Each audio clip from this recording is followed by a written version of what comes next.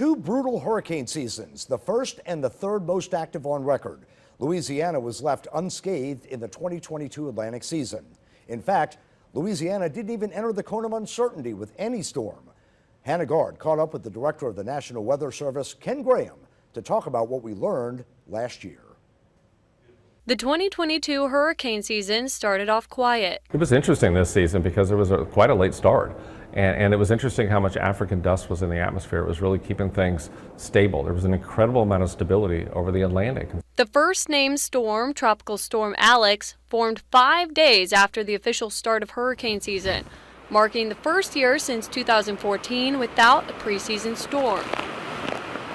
No systems formed during the month of August, the first season on record to go without an August storm during a La Nina year. It took until September for a hurricane to form, Hurricane Danielle, the latest a hurricane has formed since 2013. So it took a while for things to get going, but when it did, it really did. I mean, think about Hurricane Ian. Ian rapidly intensified offshore, becoming a Category 5, before making landfall on the southwest coast of Florida near Fort Myers on September 28th as a high-end Category 4 hurricane. The storm brought extensive damage that hasn't been endured in the region since Hurricane Charlie in 2004.